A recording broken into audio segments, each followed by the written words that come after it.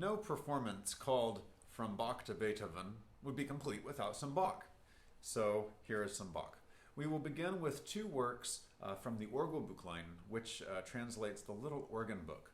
The Little Organ Book contained many Lutheran hymns, and they were meant to be for beginners, but like most things that Bach intended to be simple, they're not. Not at all. They're quite challenging, in fact.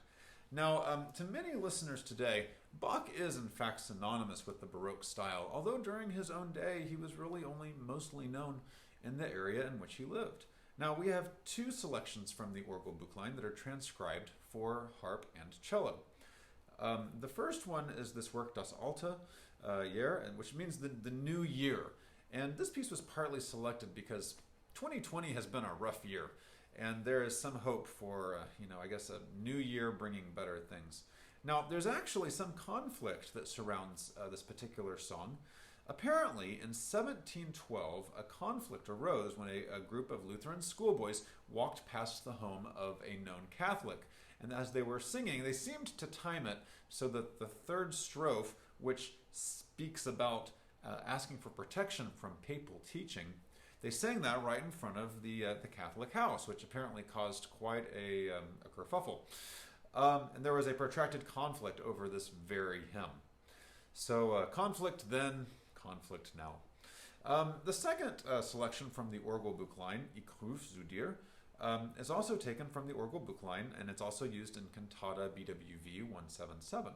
The text reads roughly, I call to you, Lord Jesus.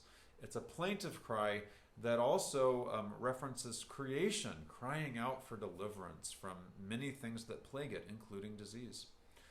The words of the text paint the picture actually of a doubting man who nonetheless clings to Christ, wondering if he is up to the task of living by the good word. And then finally, after the Baccarini, you will hear another Bach from the Cantata Ich steh, einem, BWV 156. This cantata actually describes a person who is very ill, perhaps even with one foot in the grave, and is torn between the alternative of being healed and continuing to live to do good on this earth, or being received into heaven. No doubt this was a topic with which Bach was very familiar, having buried many of his children. Without further ado, here are the three Bachs.